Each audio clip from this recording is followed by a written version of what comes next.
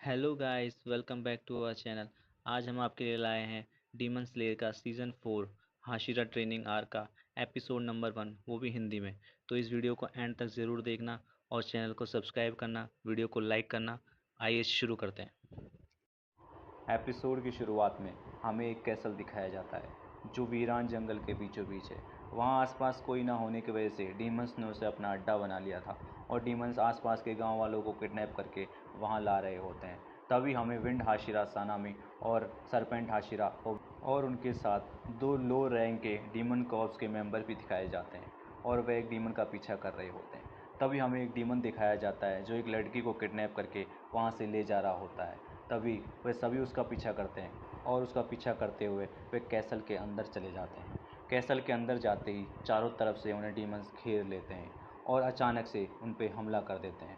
इसके बाद wind Hashira और सरपेंट हाशिरा उन सभी को गाजर मूली की तरह काटना शुरू कर देते हैं। लिटरली भाई, सभी को गाजर मूली की तरह काट के रख देते हैं। इसके बाद सरपेंट हाशिरा उन दो लो रैंक के मेंबर्स को वहाँ से जाने के लिए कहता है और वह कहते हैं कि तुम्हारे रहते हुए हम सही से लड़ नहीं पाएंगे। और वे दोनों ये सोच रहे होते हैं कि उन्होंने ऐसी जगह कभी नहीं देखी जहाँ इतने सारे डीमंस होते हैं। और तभी उन्हें लड़की के चिल्लाने की आवाज़ आती है। जैसे ही वह ऊपर की ओर जाते हैं तो वहाँ बहुत सारे डीमन होते हैं। तभी विंड हाशिरा अपनी विंड स्टाइल के सेकंड फॉर्म से उन सभी को मार देता है। इसके बाद सरपेंट हाशिरा अपने फिफ्थ फॉर्म से उन बाकी बचे हुए डीमंस को भी मार डालता है। और वह डीमन ये सोचता है कि ये दोनों कोई साधारण डीमन हंटर नहीं है बल्कि हाशिराज हैं। इसके बाद वह वहाँ से भागने लगता है और वह दोनों उसका पीछा करते हैं और वह भागकर कैसल की छत पर चढ़ जाता है और वह दोनों भी उसके पीछे पीछे कैसल की छत पर आ जाते हैं। जैसे ही वो दोनों छत पर पहुंचते हैं तो देखते हैं वहाँ पर भी बहुत सारे डीमंस होते हैं। इसके बाद सरपेंट हाशिरा ओबिनोए विंड हाशिरा सानामी से कहता है कि तुम लड़की को बचाओ, मैं इन सभी डीमंस को देख लूँगा। ओबिनोए सरपेंट ब्रीदिंग का थर्ड फॉर्म यूज़ करता है और इन सभी डीमंस को मार डालता है। सानेमी भी विंड ब्रीथिंग का फोर्थ फॉर्म यूज़ करके बाकी डीमंस को मारने लगता है। अब ये देखकर वह डीमन घबरा जाता है और कहता है तुम्हें ये लड़की चाहिए तो ये लो पकड़ लो, और वह लड़की को फेंक देता है। इसके बाद सरपेंट हाशिरा ओबिनो उस लड़की को पकड़ लेता है और वह डीमन उसकी छत से कूद जाता है। उसका पीछा करते हुए दोनों हाशिरा उसके पीछे कूद जाते हैं और वह देखते हैं कि वह अचानक से इन्फिनिटी कैसल के अंदर पहुंच चुके हैं। वहाँ चारों तरफ डीमंस ही डीमंस होते हैं और जैसे ही विंड हाशिरा उस डीमन पर हमला करने वाला होता है तभी वह कैसल गायब हो जाता है और उसके साथ ही सारे डीमंस भी गायब हो जाते हैं। दोनों हाशिरास को समझ में नहीं आता कि आखिर ये हुआ कैसे, वह डीमन और वह कैसल गायब कहाँ हो गया। दूसरी तरफ हमें कनाव दिखाई जाती है जो कहीं जा रही होती है। इसके बाद कनाव जाकर सीधा शिनोबू से जाकर मिलती है।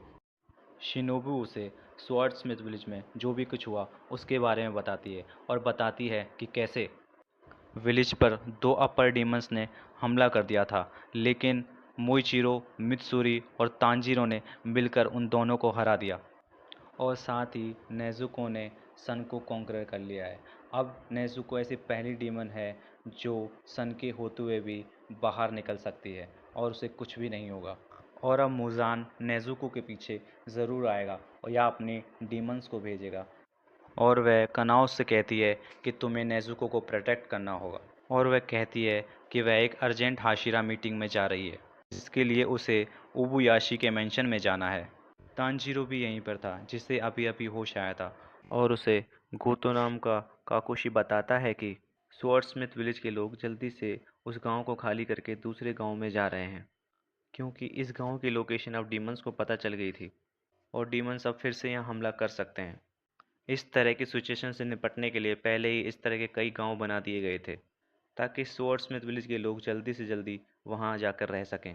तांजीरो एक हफ्ते से बेहोश था, लेकिन जागने के बाद वह बहुत खा रहा था क्योंकि मित्सुरी भी बहुत खाना खाती है और वह भी मित्सुरी की तरह स्ट्रॉन्ग बनना चाहता था। जब काकुशी बताता है कि मित्सुरी और मोइचिरो तो 3 ही दिन में ठीक हो गए थे और नेजुको वाली खबर सुनकर डीमन स्लेयर्स अलर्ट हो चुके हैं। इसके बाद हमें हाशिराज की मीटिंग दिखाई जाती है जिसमें सानामी और ओबनोए सबसे लेट आते हैं। इसमें सानामी गुस्सा कर रहा होता है कि उसका मुकाबला अब तक किसी अपर डीमन से क्यों नहीं हुआ है और स्टोन हाशिरा ग्योमी कहता है कि उसे खुशी है कि मित्सुरी और मोइचिरो ने बिना अपनी जान गंवाए दो अपर डीमंस को हराया है। सभी हाशिरा मीटिंग में मास्टर कागाया का आने का वेट कर रहे थे। तभी वहां पर मास्टर की पत्नी आमाने आती है। वो इन सभी से कहती है कि मास्टर की तबीयत खराब है। इसके बाद स्टोन हाशिरा और सभी हाशिरा मिलकर उनकी हेल्थ के लिए प्रेयर करते हैं। अमाने बताती है कि नेजुको ने अब सन को कॉन्कर कर लिया है और अब मुजान उसके पीछे जरूर आने वाला है। इसका मतलब अब सभी का मुकाबला मुजान से हो सकता है। और उन्हें ये भी पता चला है कि लड़ाई के दौरान मित्सुरी और मोइचिरो ने अपना मार्क अनलॉक कर लिया है। वो जानना चाहती है कि उन दोनों ने ये निशान को अनलॉक कैसे किया। वह बताती है कि सेंगोकू पीरियड के समय फर्स्ट ब्रीथिंग यूज करने वाले डीमन स्लेयर्स ने मुजान को लगभग मार ही दिया था और उनके पास भी ऐसा ही निशान था। ऐसी जानकारी उन्हें एक किताब से मिली है। यह सुनकर सभी हाशिरा शॉक हो जाते हैं क्योंकि उन्हें कभी भी ऐसे निशान के बारे में नहीं बताया गया था। और वह बताती है कि इस जनरेशन में जिस व्यक्ति को ये मार्क मिला वो कोई हाशिरा नहीं बल्कि तांजीरो है। लेकिन तांजीरो ये बता ही नहीं पाया कि उसे ये निशान कैसे मिला। इसके बाद वह मित्सुरी से पूछते हैं कि वह बता सके कि ये निशान उसे कैसे मिला। मित्सुरी इसके बाद बड़बड़ करने लगती है लेकिन वह एक्सप्लेन नहीं कर पाती कि उसे ये निशान कैसे मिला। इसके बाद मोइशिरो बताता है कि उसे ये निशान कैसे मिला। वह बताता है कि लड़ाई के दौरान उसे जहर दे दिया गया था जिसकी वजह से वह हिल भी नहीं पा रहा था। एक बच्चा उसकी जान बचाने के लिए आता है। तभी उसे एक अपनी मेमोरी दिखाई देती है। इसके बाद बताता है कि जब उसे निशान अपीयर हुआ तो उसका दिल 1 मिनट में 200 बार धड़क रहा था और उसका बॉडी टेम्परेचर लगभग 39 डिग्री के आसपास पहुंच गया था। इन दो कंडीशंस की वजह से ही शायद वह मार्क अपीयर हुआ था। शिनोबू बताती है कि ये दोनों कंडीशंस बहुत ही जानलेवा हैं। इसका मतलब उस मार्ग को हासिल करना बहुत ही मुश्किल काम है। तभी सानमी कहता है कि ये तो बहुत ही आसान है। जिस पर वाटर हाशिरा गियो सानामी को ताना मारते हुए कहता है कि तुम्हारे छोटे दिमाग को तो यही लगेगा। यह सुनकर सानामी गुस्सा हो जाता है। अमाने चाहती थी कि सभी हाशिरा अपना अपना मार्क अनलॉक कर लें ताकि जब लड़ाई हो तो वे और भी स्ट्रांग बन सकें। इतना कहकर अमाने वहाँ से चली जाती है। इसके बाद ग्यू भी वहाँ से जाने लगता है। सानमी उसे रोकते हुए कहता है कि अभी मीटिंग ख़त्म नहीं हुई है, तुम कहाँ जा रहे हो।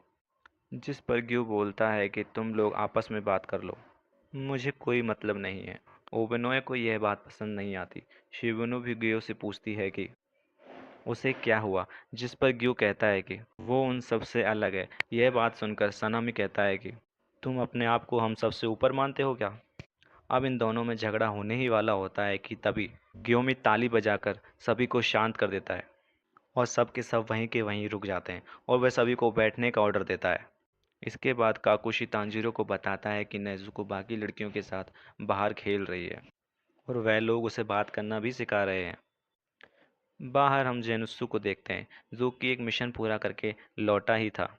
तीनों लड़कियां उसका स्वागत करती हैं और फिर नेजुको भी बाहर आकर जेनुत्सु को वेलकम बोलती है। जेनेत्सु ने पहली बार नेजुको को दिन में देखा था और उसकी आवाज़ और उसे देखकर जेनेत्सु बिल्कुल पागल ही हो गया था। इसके बाद जेनेत्सु बोलता है क्या तुम बोलना सीख गई, ये तुमने मेरे लिए किया है। चलो अब हम शादी कर लेते हैं, मैं ज़िंदगी भर तुम्हें सुशी बनाकर खिलाऊंगा। मुझे बहुत ज़्यादा खुशी हो रही है। तभी नेजुको कहती है वेलकम बैक इनुस्के। इसके बाद जेनेत्सु बहुत ही गुस्सा हो जाता है और जेनेत्सु बोलता है कहाँ है इनुस्के, मैं उसे छोड़ूंगा नहीं। के बाद हम देखते हैं कि इनोस्के सुबह से नेजुको को अपना नाम रटवा रहा था। तभी वहाँ पर हैगे नेजुका आ जाते हैं और वह कांपते हुए हाथों से तांजीरो को उसकी तलवार देता है। तांजीरो अपनी तलवार को देखकर बहुत खुश होता है और वह देखता है कि तलवार के ऊपर रेंगुकू का स्वॉर्ड गार्ड भी लगा हुआ है। ये वही यूरिची वाली तलवार है जो तांजीरो को मिली थी और तलवार पर डिस्ट्रॉय लिखा हुआ था। हैगे नेजुका बताता है कि ये तलवार काफ़ी हाई क्वालिटी स्टील की बनी हुई है। ये तलवार रैंकिंग सिस्टम के आने से पहले की है और इसे चलाने वाला जरूर कोई ताकतवर इंसान रहा होगा। तांजीरो कहता है लड़ाई के समय तो इस पर यह नहीं लिखा हुआ था। जिस पर हैगुनेजुका कहता है कि तुमने ये तलवार बनने कहाँ दी थी। इसे बनाने के चक्कर में मेरी इतनी पिटाई हुई है कि मेरे शरीर का पुर्जा पुर्जा अभी तक दर्द कर रहा है। इसके बदले जिंदगी भर तुम्हें मुझे सुशी खिलानी होगी। जिसके लिए तांजीरो मान जाता है और हैनेजुका वहां से चला जाता है। गेन्या भी तांजीरो के पास वाले बेड पर ही था और वो इन सभी को कम शोर मचाने के लिए कहता है। तभी खिड़की तोड़कर इनुस के वहां आ जाता है। जो देखकर सभी शॉक हो जाते हैं और गेन्या सोचता है मुझे कोई दूसरा कमरा चाहिए। यहाँ इनोस्के तांजीरो को बताता है कि जॉइंट ट्रेनिंग शुरू होने वाली है। तब तांजीरो इनोस्को से पूछता है कौन सी ट्रेनिंग। इनोस्के कहता है मुझे नहीं पता। बताता है कि कोई हाशिरा ट्रेनिंग शुरू होने वाली है जिसमें सभी हाशिरा अपने नीचे के मेंबर्स को ट्रेनिंग देके उन्हें स्ट्रॉन्ग बनाएंगे। और इधर हमें फिर से हाशिराज की मीटिंग दिखाई जाती है जिसमें वे कहते हैं हमारे पास वक्त बहुत कम है, हमें ट्रेनिंग शुरू करनी होगी। तब क्योमी कहता है कि हम ट्रेनिंग 3 दिन में शुरू करेंगे और वे रिटायर हाशिराज की भी मदद लेगा। और वह बताता है कि डीमंस का मेन फोकस अब नेजुको को पकड़ना होगा। और यहाँ जेनित्सु और तांजीरो इस ट्रेनिंग के बारे में बात कर रहे होते हैं और जेनित्सु को ये बिल्कुल भी पसंद नहीं आता कि वह अभी एक मिशन से आया है और अब उसे ट्रेनिंग करनी होगी। तांजीरो कहता है ये तो बहुत अच्छा है ना, हमें हाशिराज के साथ ट्रेनिंग करने का मौका मिलेगा, हम और भी ताकतवर बन जाएंगे। इससे जेनित्सु गुस्सा हो जाता है और उसका सर खाने लगता है और कहता है तुम तो बिस्तर पे पड़े हो, तुम्हें क्या पता हम पर क्या बीत रही है।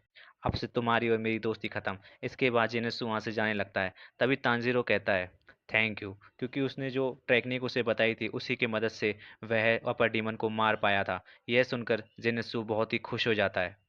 यह सुनकर जेनित्सु का सारा गुस्सा शांत हो जाता है और वह खुशी खुशी वहां से जाने लगता है। इधर टेंजन उजुई स्लेयर्स को कड़ी ट्रेनिंग करवा रहा था।